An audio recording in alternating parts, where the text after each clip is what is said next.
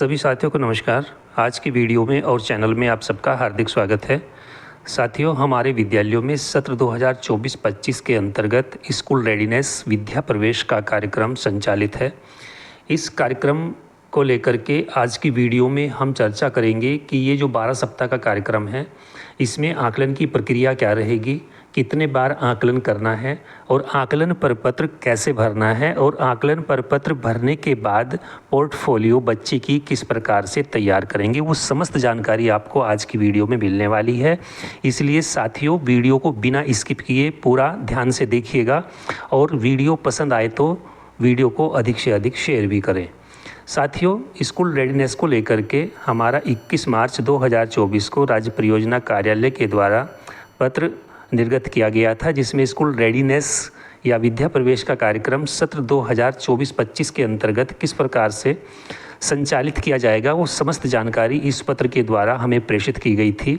इस पत्र के संबंध में और कार्यक्रम की समस्त जानकारी के संबंध में एक वीडियो आपको डिस्क्रिप्शन में मिल जाएगी कि स्कूल रेडीनेस की समस्त जानकारी और चेक कार्यक्रम की पूरी जानकारी आप उस वीडियो से प्राप्त कर सकते हैं। तो साथियों, इस पत्र में जो आकलन को लेकर के निर्देश दिए गए थे वो इस प्रकार से हैं, उस पर एक बार चर्चा कर लेते हैं।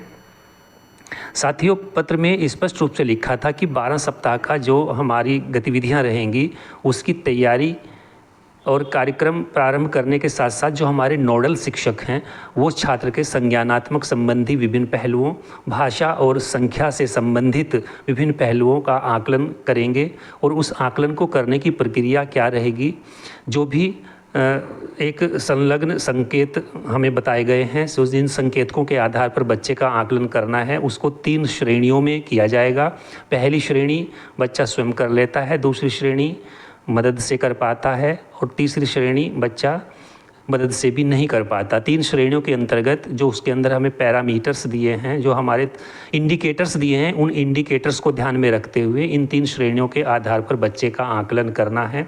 और साथियों, आकलन करते समय स्पेशल ये ध्यान रखा जाए कि बच्चे को बिल्कुल भी ये आभास ना हो, बच्चा इस चीज़ से संज्ञानित ना हो कि बच्चे का आकलन किया जा रहा है, बल्कि सामान्य गतिविधियां जैसे कक्षा शिक्षण में हम प्रतिदिन करते हैं उन गतिविधियों के दौरान ही बच्चे का आकलन किया जाएगा। साथियों, 12 सप्ताह का जो गतिविधि कैलेंडर हमें प्रेषित किया गया है उसकी समाप्ति के पश्चात पुनः छात्र का फिर से आकलन किया जाएगा और उस आकलन में जो पहले वाले जो आकलन में जो हमारे इंडिकेटर्स थे उन इंडिकेटर्स के आधार पर ही दूसरा आकलन भी किया जाएगा। तो कुल मिलाकर के इस 12 सप्ताह के कार्यक्रम में हमें बच्चे के 2 आकलन करने हैं।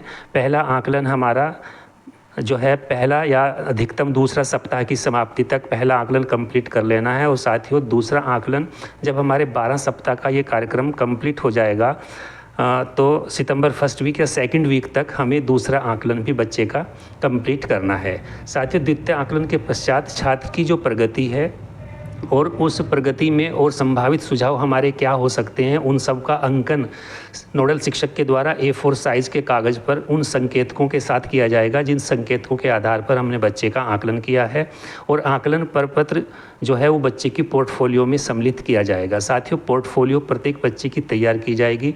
पोर्टफोलियो से मतलब यही है कि प्रत्येक बच्चे की जितना भी कक्षा 1 के अंदर आपके यहाँ पर नामांकन है, प्रत्येक बच्चे की व्यक्तिगत रूप से एक फ़ाइल तैयार की जाएगी और साथियों उस फाइल में सबसे पहले आप बच्चे का जो ये आपका एक आकलन शीट में 2 पक्ष आपको देखने को मिल रहे हैं। ये हमारा जो है प्रोफाइल का पत्र आप देख रहे हैं, तो ये सबसे पहले प्रोफाइल का पेज लग जाएगा। उसके बाद हमारा जो आकलन शीट आप देखेंगे उस आकलन शीट पे भी हम चर्चा करेंगे, वो आकलन शीट लग जाएगी। और उसके बाद में प्रति सप्ताह बच्चे ने जो भी साप्ताहिक गतिविधियाँ की हैं, थंब इम्प्रेशन से पेंटिंग बनाई है या जो भी आप किया है, तो वो शीट आप बच्चे की सप्ताह दर सप्ताह उस फाइल में सहेज कर रखेंगे और वो प्रोफाइल हमारी जो तैयार हो जाएगी, जो पोर्टफोलियो तैयार होगी 12 सप्ताह के कार्यक्रम के पश्चात, तो जैसे ही हमारी चेक की दूसरी बैठक आयोजित होती है उस बैठक में अभिभावकों के साथ वो पोर्टफोलियो बच्चे की साझा की जाएगी।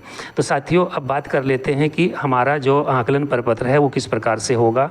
उसमें हमारा एक पक्ष ये आपको देखने को मिलेगा। साथियों, इसमें बच्चे की प्रोफाइल से संबंधित जानकारी आपको देखने को मिलेगी जो हमें तैयार करनी है। सबसे पहले जिले का नाम, ब्लॉक का नाम, विद्यालय का नाम, शिक्षक का नाम, जो नोडल शिक्षक हैं कक्षा 1 के, फिर बच्चे का नाम यहाँ आ जाएगा, अभिभावक का नाम, और पहले आकलन का दिनांक यहाँ अंकित करेंगे और दूसरे आकलन का दिनांक यहाँ पर अंकित करेंगे। और साथियों यहाँ पर अभिभावक का आपको मोबाइल नंबर अंकित करना है। बच्चे का जेंडर क्या है, लड़का है तो यहाँ क्लिक कर देंगे, लड़की है तो यहाँ पर टिक कर देंगे। विद्यालय का यूडाइस कोड यहाँ अंकित हो जाएगा।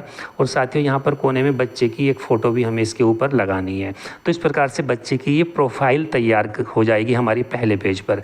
दूसरा पेज हमारा जो आकलन का है उस पर आप देखेंगे कि इस पर हमें एक ही शीट के ऊपर दोनों आकलन करने हैं। दोनों मतलब पहला आकलन जो हमारा स्कूल रेडीनेस के प्रथम या द्वितीय सप्ताह में, अधिकतम द्वितीय सप्ताह तक हमें कंप्लीट करना है।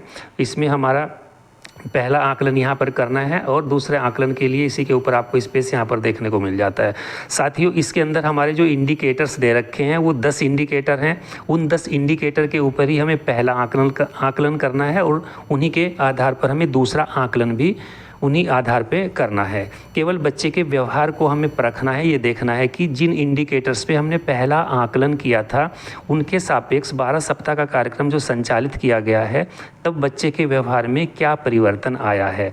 जैसे आप देखते हैं कि पहला इसके अंदर इंडिकेटर जो दे रखा है, बच्चे नियमों और निर्देशों का पालन करने में सक्षम हैं। तो इसके लिए 3 श्रेणी दी गई हैं कि बच्चा स्वयं कर लेता है या अध्यापक की मदद से करता है या फिर मदद से भी नहीं कर पाता। तो जैसी भी स्थिति में बच्चा आपको लग रहा है, केवल उसके संबंधित ब्लॉक के अंदर आपको टिक लगाने का कार्य करना है इस प्रकार से। तो साथियों प्रत्येक इंडिकेटर को ध्यान से पढ़ना है और केवल टिक लगाने का कार्य करना है। बच्चा स्वयं कर लेता है तो स्वयं वाले कॉलम में टिक लगा देंगे, और बच्चा शिक्षक की मदद से करता है तो मदद वाले कॉलम में टिक लगा देंगे, और बच्चा मदद से भी नहीं करता है तो इसमें तीसरे वाले कॉलम में टिक लगा देंगे। तो इस प्रकार से पहला आकलन कंप्लीट करने के बाद ये आकलन शीट आपकी बच्चे की पोर्टफोलियो में रखनी है। तैयार करने के बाद इस आकलन शीट पर आप देखेंगे सबसे नीचे हमारे शिक्षक के हस्ताक्षर हैं। जैसे ही आपका आकलन कंप्लीट हो जाता है साथियों तो यहाँ पर हमारे नोडल शिक्षक हस्ताक्षर करेंगे, और अभिभावकों के साथ जब आप इस आकलन शीट को साझा करेंगे तो यहाँ पर आप अभिभावक के हस्ताक्षर भी इसके ऊपर कराएंगे।